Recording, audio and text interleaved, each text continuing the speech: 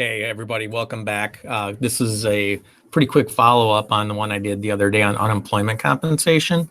And we just received new guidance the other day about how to handle that $10,200. If you remember in the last bulletin, they just said, put the brakes on, don't do anything. We'll come up with further guidance. Don't do any amendment returns. Don't do anything. But, they did come up with a strategy rather quickly. And luckily for me, it's a strategy that I was already using, but they did add some additional clarification to it. So we should be good to go on this update. And I just wanted to thank everybody again, new subscribers, the followers keep growing, and I really appreciate it. To the new viewers, hopefully I make it onto your resource list. So appreciate the support there. And let me just go ahead and dive right into and I need to do this quickly because my internet streaming has been really sporadic. Here we go. Check internet speed, see? All right, so here we go, 10,200. This just came out the other night. New exclusion up to 10,200 of unemployment compensation. It's really something we've already been familiar with the last week. So it's per individual, just a clarification there, per individual. And you are excluded if you make 150,000 on your adjusted gross income, whether it's combined, if you're married, joint, or is a single person.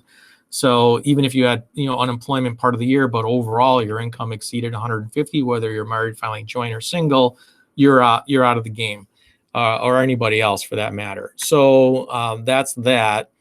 And here we go with the example here of how to actually, in my previous video, I think I had mentioned that basically I'm going to be reporting it at the gross, and then I'm going to be reducing it in other income. So I don't want to do netting. We don't want to do netting. Tax pros know this. Netting is bad. So we always want to report the gross amount because that's what's been reported on the transcript by the third party. So we never want to net out anything because then the IRS is going to follow up with a notice saying you underreported. So we always want to take any kind of reduction on another line. So we want to leave the gross income reported just the way it is and do the reduction on another line. And in the previous video, I was using line 8, and sure enough, they're using line 8 here too.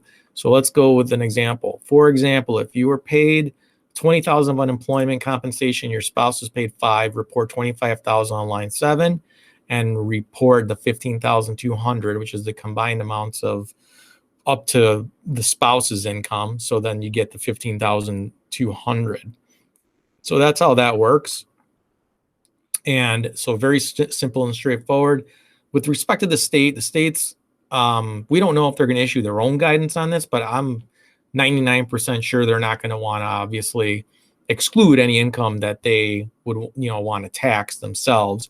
So the only key there is, and I don't think this is going to happen, to be honest with you, in 99% of the situations, because the PUA, the pandemic unemployment, was so much greater than the state. So that, in an example I'm going to use in a second, I'll show you, but I find it really hard to believe that there's going to be a case where, there's going to be more state unemployment, that the exclusion is also going to cover the state unemployment part. I don't think that's going to happen. So, but I'll go over that in a second. So this is more guidance on line 8, the negative. Well, we have a negative, but I always forget what kind of description are we going to use, this and that. And I'm glad they did clarify that. They did say that you're going to use the description UCE, which stands for unemployment compensation excluded, UCE. So let's go into an example that I did. This individual, and this is an example of a Jean Smith. She made $2,500 and then she was laid off or whatever. And I'm going to go to Schedule 1. And unemployment comp for her was 20,000. Well, we know that 10,200 of it is going to be excluded, okay? And that's going to leave $9,800 taxable to the state. So the only issue with the state is, just make sure that the amount that's going to be reported, this is going to flow to the state. This net difference is going to flow to the state. Just make sure that that at least covers the state part of it. I guess that's really the takeaway on this. Make sure that 9,800, so you'll do your back of the envelope calculations, at least it includes the state amount. I have a hard time believing it won't in most cases, but that's the only thing I wanted to, shed some light on for everybody.